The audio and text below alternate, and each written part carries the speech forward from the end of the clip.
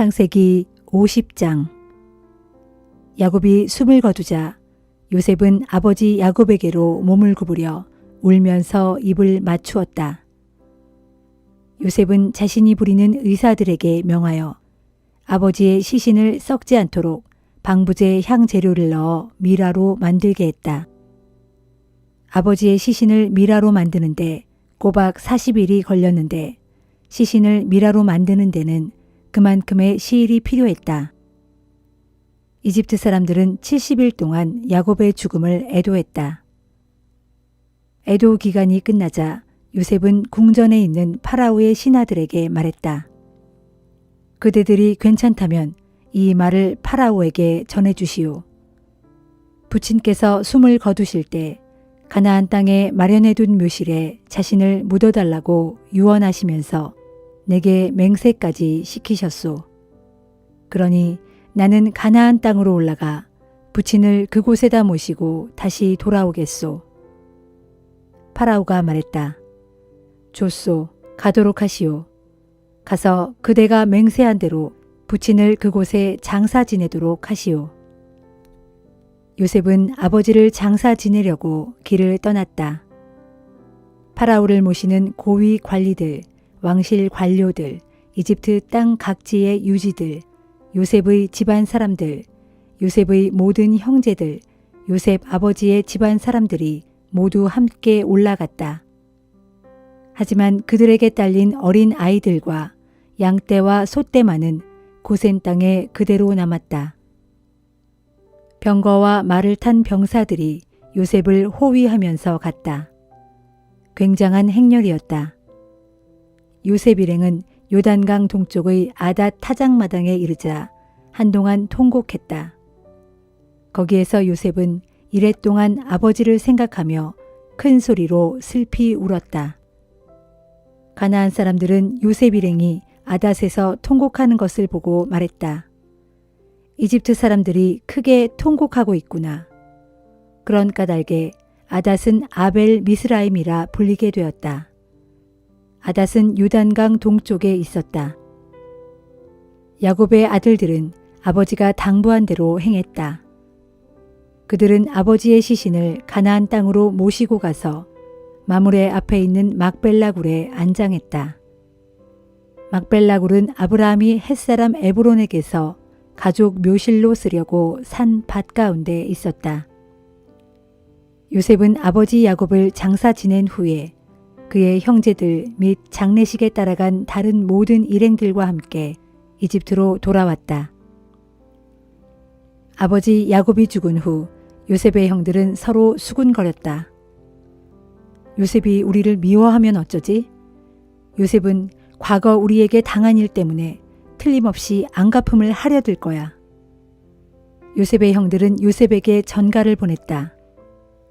아우님의 아버지께서는 돌아가시기 전에 아우님에게 이렇게 전하라고 말씀하셨네. 네 형들이 네게 몹쓸 죄를 지었다만 너는 부디 네 형들을 용서하여라. 그러니 아우님 아버지의 하나님을 섬기는 우리가 부탁하네. 아우님은 이 못난 형들의 허물을 용서하시게. 요셉은 이 전가를 전해 듣고 울었다. 형들은 직접 요셉을 찾아와 요셉 앞에 엎드려 절하며 말했다. 우리 모두는 이제 아우님의 종일세. 요셉이 형들에게 말했다. 형님들, 두려워하지 마세요. 제가 어찌 하나님을 대신할 수 있겠습니까? 형님들이 제게 악한 생각을 품은 것은 사실입니다. 하지만 하나님께서는 오히려 그것을 선으로 바꾸셨습니다. 그래서 오늘날 보시는 바와 같이 하나님께서는 저를 통해 수많은 사람들의 목숨을 구하셨습니다. 형님들은 조금도 두려워하지 마세요. 제가 형님들과 형님들의 아이들을 잘 보살펴 드리겠습니다. 요셉은 이렇게 부드러운 말로 형들의 마음을 어루만져 주었다. 이후 요셉은 아버지의 집안 식구들과 함께 이집트에서 110세까지 살았다. 요셉은 에브라임의 자손 3대를 보았다. 또 므낫세의 아들인 마길의 자식들 역시 요셉의 스라에서 자라났다. 요셉이 자기 형제들에게 말했다. 이제 나는 죽을 때가 된 것 같습니다. 내가 죽더라도 하나님께서는 틀림없이 여러분을 잘 보살펴 주셔서 아브라함과 이삭과 야곱에게 주겠다고 약속하신 그 땅으로 여러분을 인도하실 것입니다. 그러면서 요셉은 이스라엘 자손들에게 맹세시켰다. 하나님께서는 반드시 너희를 돌보아 주셔서 약속의 땅으로 인도하실 것이다. 그때 너희는 내 뼈를 이곳에서 옮겨서 그리로 메고 올라가겠다고 약속해다오. 요셉은 110세에 죽었다. 그러자 사람들은 요셉의 시신이 썩지 않도록 미라로 만든 다음에 이집트에서 입관하였다.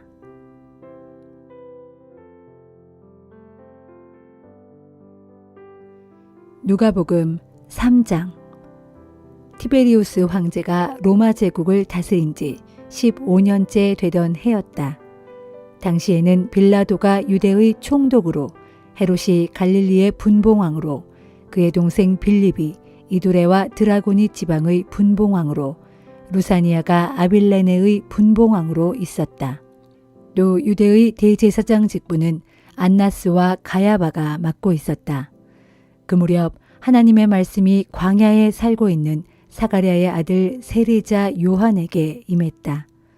세례 요한은 요단강 지역을 두루 돌아다니며 죄를 용서받으려면 회개해야 한다고 사람들에게 설교했다. 이것은 예언자 이사야가 기록한 그대로였다. 광야에서 외치는 자의 소리가 있으니 곧 너희는 주님의 길을 예비하고 그분이 다니실 길을 곧게 하여라. 모든 골짜기가 메워질 것이고 모든 산과 언덕은 낮아질 것이며 구부러진 길은 곧게 펴질 것이고 험한 길은 평탄해질 것이니 그리하여 모든 사람들이 하나님의 구원하심을 보게 될 것이다. 세례 요한은 자신에게 세례를 받으러 나온 군중에게 설교했다. 독사의 자식들아, 닥쳐올 징벌을 피하라고 누가 일러주더냐. 너희는 먼저 회개했다는 열매를 보여주어라. 너희는 속으로 아브라함은 우리의 조상이다 라고 말하면서 스스로를 위로하지 말아라. 하나님께서는 이 돌들을 가지고도 능히 아브라함의 자녀를 만드실 수 있는 분이시다. 보라, 나무를 찍으려고 도끼가 이미 나무 뿌리에 대기하고 있다. 따라서 좋지 않은 열매를 맺는 나무마다 다 찍혀서 불에 던져지게 될 것이다. 군중이 세례 요한에게 물었다. 그러면 이제 우리가 어떻게 해야 합니까? 세례 요한이 대답했다. 옷을 2벌 가진 사람은 가지지 못한 사람에게 나누어 주어라. 먹을 것이 있는 사람은 굶주린 사람과 나누어 먹어라. 세리들도 세례 요한에게 세례를 받으러 와서 물었다. 선생님, 우리가 어떻게 하면 좋겠습니까? 세례 요한이 대답했다. 규정된 것 이상으로는 더 세금을 거두어들이지 말아라. 군인들도 와서 물었다. 우리는 어떻게 해야 합니까?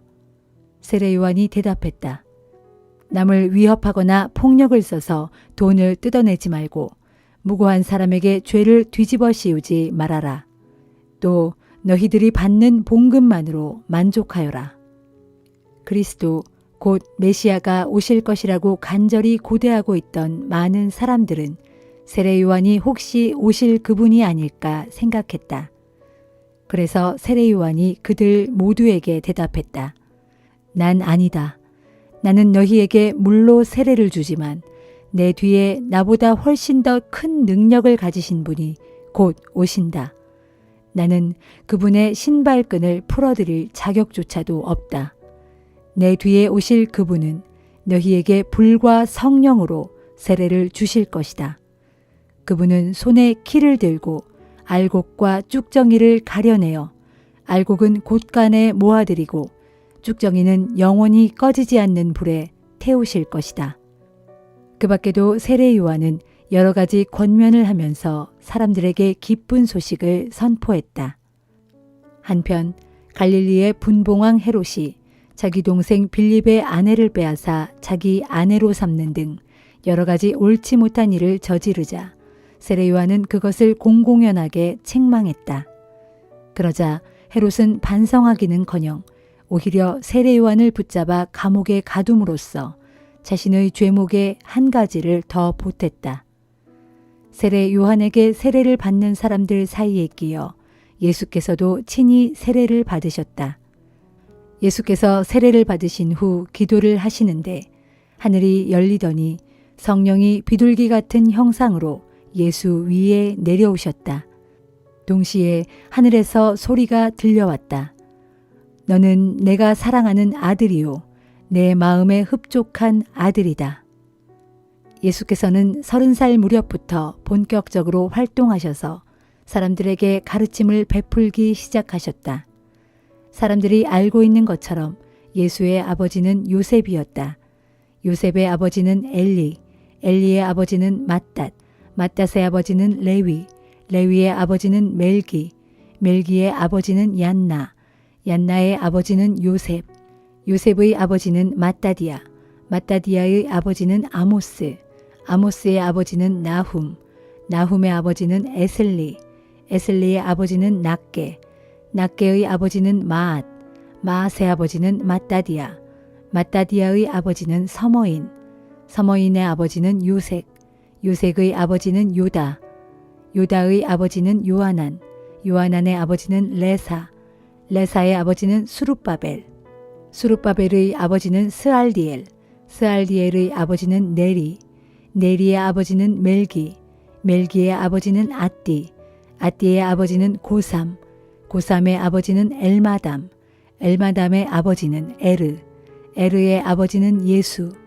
예수의 아버지는 엘리에서, 엘리에서의 아버지는 요림, 요림의 아버지는 맏닷, 맏닷의 아버지는 레위, 레위의 아버지는 시므온, 시므온의 아버지는 유다, 유다의 아버지는 요셉, 요셉의 아버지는 요남, 요남의 아버지는 엘리야김, 엘리야김의 아버지는 멜레아, 멜레아의 아버지는 맨나, 맨나의 아버지는 맏다다, 맏다다의 아버지는 나단, 나단의 아버지는 다윗, 다윗의 아버지는 이세, 이세의 아버지는 오벳, 오벳의 아버지는 보아스, 보아스의 아버지는 살몬, 살몬의 아버지는 나손, 나손의 아버지는 아미나답, 아미나답의 아버지는 아드민, 아드민의 아버지는 아니, 아니의 아버지는 헤스론, 헤스론의 아버지는 베레스, 베레스의 아버지는 유다, 유다의 아버지는 야곱, 야곱의 아버지는 이삭,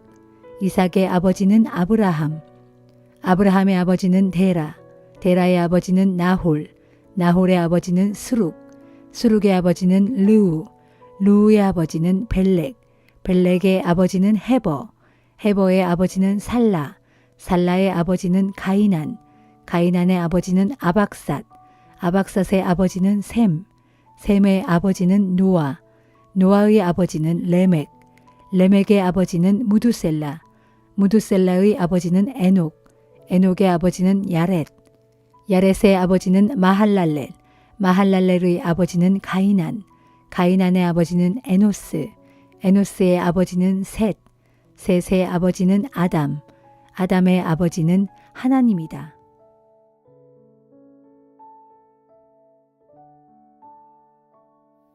욥기 16, 17장. 대만 사람 엘리바스의 말을 듣고 욥이 대답했다. 그런 말은 나도 수없이 들었네. 자네들의 말은 내게 위로를 주기는커녕 괴로움만 더해주는군 그래. 자네들은 그처럼 허망한 말을 언제까지 늘어놓을 텐가. 도대체 무슨 심정으로 나에게 그토록 앞다투어 답을 주려고 애쓰는가. 하기야 자네들이 나 같은 처지에 놓여 입장이 서로 바뀌었더라면 나 또한 자네들처럼 말했을지 모르지. 나 또한 자네들처럼 함부로 아무 말이나 마구 퍼부으면서 너희들이 가엾다는 듯 머리를 절레절레 흔들었을지도 모르지. 하지만 적어도 나는 입을 열어 여러 가지 말로 자네들을 위로하고 입술로나마 자네들의 고통을 덜어주었을 걸세. 주여, 내가 아무리 입을 열어 말을 해도 내 고통이 풀리지 않습니다. 그렇다고 입을 다물고 잠자코 있어 보아도 내 아픔이 도무지 떠나가지 않습니다. 주께서는 정녕 나를 기진맥진하게 하시고 내 집안을 완전히 폐허로 만드셨습니다. 주께서 내 삶을 철저하게 짓밟아 구겨버리셨으니 이것이 바로 주께서 나를 원수 보듯 하신다는 증거입니다. 뼈와 살이 달라붙어 앙상하게 말라버린 내 처참한 몰골을 보고 사람들은 내가 주께 죄를 지었기 때문에 이렇게 되었다고 생각합니다. 주께서는 분노하시어 나를 이렇듯 갈기갈기 찢어 놓으시고 나를 심히 미워하시며 나를 보고 이를 가십니다. 고통에서 허우적대는 나를 날카로운 눈으로 지켜보고 계십니다. 사람들마다 나를 향해 입을 벌려 경멸하는 말들을 퍼붓고 내 뺨을 때리면서 나를 꾸짖습니다. 모두가 한패가 되어 나를 적대시하며 달려듭니다. 정녕 하나님께서는 나를 경건치 않은 자들의 손에 넘기셨고 사악한 자들의 손아귀에 맡겨 내 목을 꽉 조르게 하셨습니다. 주께서는 평안하게 잘 살고 있는 나를 붙잡고 흔드셨습니다. 내 목을 사정없이 조이시고 정신을 못 차리도록 나를 짓누르셨습니다. 나를 관역으로 삼으셔서 나를 향해 사방에서 두루 화살을 쏘아대셨습니다. 그처럼 인정사정 없이 마구 쏘아대는 통에 내 쓸개가 땅바닥으로 쏟아져 나오고 내 콩팥에 구멍이 뚫릴 지경입니다. 주께서는 상처에 또 상처가 나도록 나를 만신창이 되게 갈기갈기 찢어 놓으셨고 그러고도 모자라 포악한 용사처럼 내게 달려드셨습니다. 그러므로 이 몸은 삼배 누더기를 살가죽 위에 걸치고 이토록 고통 속에 잠겨있고 체면 따위는 일찌감치 던져버리고 다만 먼지 구덩이 속에 이렇게 처박혀 있을 뿐입니다. 주여, 내 얼굴은 하도 울어서 벌겋게 되었고 내 눈꺼풀은 퉁퉁 부어 깊은 죽음의 그림자가 드리워져 있습니다. 친구들이여, 그래도 내 손은 여전히 불의를 저지르지 않았고 내 기도는 순수하다네. 오 땅이여, 내 피를 덮지 말아다오. 나의 울부짖음을 묻어버리지 말아다오. 보라, 지금도 나의 무죄를 입증해 줄 증인이 하늘에 계시고 저 높은 곳에 나를 위해 변호해 줄 보증인이 계신다. 비록 내 친구들은 나를 비웃고 있지만 내 눈은 오직 하나님만을 향하여 눈물을 쏟아내리라. 사람이 자기 이웃을 위해 탄원하듯 나를 위해 하나님께 탄원해 줄 친구가 있다면 그 얼마나 좋으련만. 그러나 이제 몇 해만 더 지나면 나는 영영 돌아올 길 없는 곳으로 떠나게 되겠지. 이제 내 기운도 없어졌고 내 수명도 얼마 남지 않았으니 오직 무덤으로 들어갈 날만 남았구나.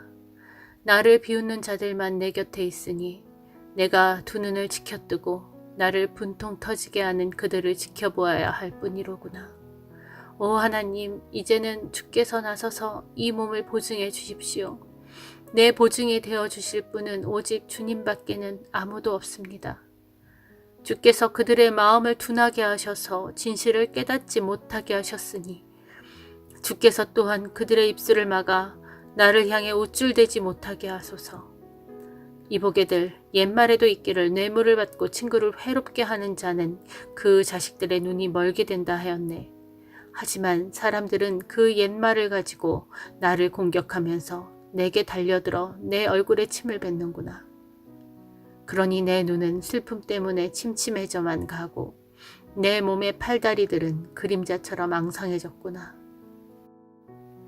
이런 내 처참한 꼴을 보고 정직하다고 하는 자들은 크게 놀라고 죄 없다고 하는 자들은 부들부들 떨며 나를 불경스럽다고 마구 비난하는구나.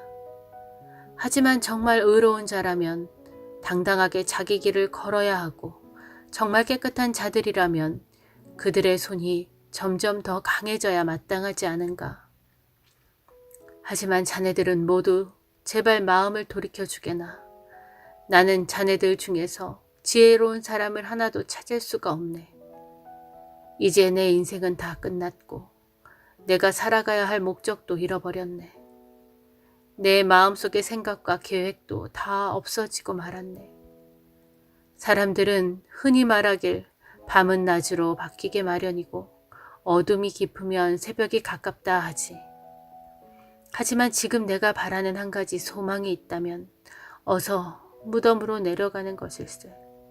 어둠 속에 잠자리를 펴고 그저 눕고 싶은 마음뿐이네. 무덤에 내려가면 나는 무덤을 향해 내 아버지라고 부를 것이고 내 시체를 파먹는 구더기를 향해 내 어머니 또는 내 누이라고 부를 것이네. 그러니 내 소망이 어디에 남아있겠는가?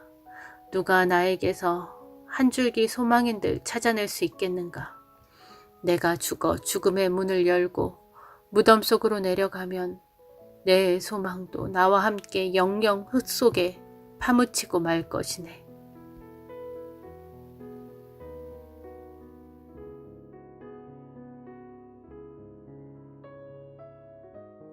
고린도전서 4장. 그렇다면 여러분은 마땅히 우리를 그리스도의 일꾼이요 하나님의 복음의 비밀을 맡은 사람들로 보아야 합니다. 그리고 맡은 사람들에게 요구되는 가장 중요한 것은 신실함입니다. 여러분이 나를 어떻게 판단하든 또는 세상 법정이 나를 어떻게 판단하든 그런 것은 내게 조금도 문제가 되지 않습니다. 사실 나도 나 자신을 판단하지 않습니다. 나는 내 양심에 조금도 거리끼는 일이 없지만 그렇다고 그것이 내가 죄 없이 의롭다는 뜻은 아닙니다. 나를 판단하시는 분은 오직 주님이십니다.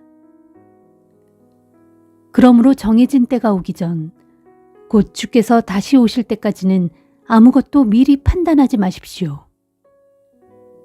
주께서 오시면 어둠 속에 감추어져 있던 모든 것들을 밝히 드러내실 것입니다. 또한 우리 마음속 깊은 곳의 생각들까지도 다 드러내실 것입니다. 그때에 각 사람은 하나님께로부터 칭찬을 받을 것입니다. 형제들이여, 나는 지금까지 여러분의 이해를 돕기 위해 아볼로와 나의 경우를 예로 들어 설명했습니다. 그렇게 한 것은 여러분이 우리의 경우를 통해 기록된 것을 넘어서지 말라는 격언의 의미를 제대로 배워서 어느 한쪽을 편드는 가운데 다른 쪽을 얕보거나 대적하면서 우쭐대는 교만에 빠지지 않게 하려는 것입니다. 생각해 보십시오. 여러분에게는 특별하게 내세울 것이 무엇이 있습니까? 여러분이 가진 것들 가운데 하나라도 하나님께 받지 않은 것이 있습니까?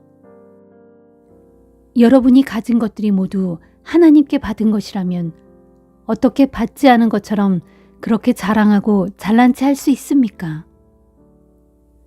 여러분은 이미 원하는 것을 다 가졌고 이미 배가 불렀습니다. 우리를 제쳐놓고 여러분은 벌써 왕이 되었습니다. 여러분이 정말 왕처럼 되었으면 좋겠습니다. 그러면 우리도 여러분과 더불어 왕 노릇을 할 수 있을 테니 말입니다. 그러나 내가 생각하기에 그렇지 않습니다. 오히려 하나님께서는 사도들인 우리를 죽이기로 작정한 원형 경기장의 죄수들처럼 가장 보잘것없는 맨 끝자리에 두셨으므로 우리가 온 세상의 구경거리가 되었습니다. 사람들은 물론이고 심지어 천사들에게까지 구경거리가 되었습니다. 우리는 그리스도로 인해 어리석은 바보가 되었지만 여러분은 그리스도 안에서 지혜로운 자들이 되었습니다. 우리는 연약하지만 여러분은 강합니다.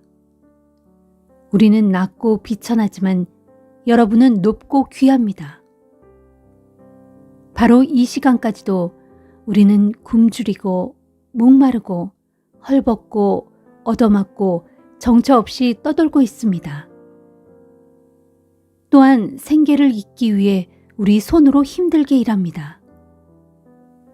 누가 우리를 욕하면 우리는 그를 축복하고 누가 우리를 박해하면 우리는 그것을 참고 견딥니다.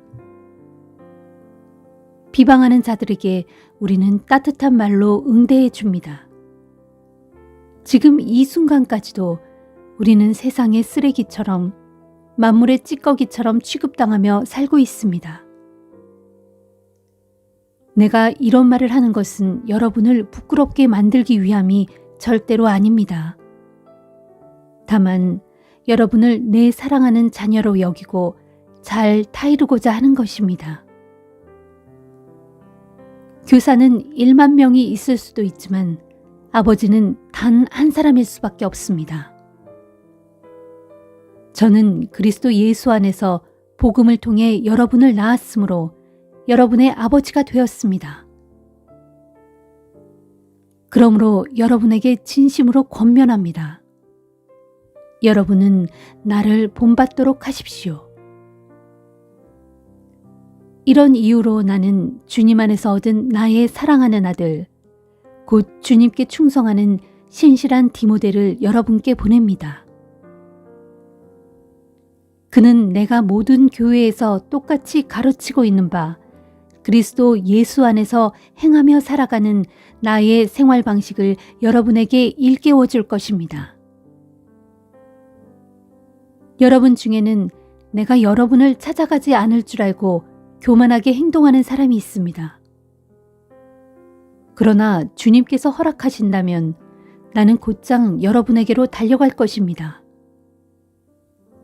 그래서 교만한 사람들이 그냥 말로만 큰 소리를 치는 것인지 아니면 참으로 능력을 가지고 있는 것인지 직접 확인해 볼 생각입니다.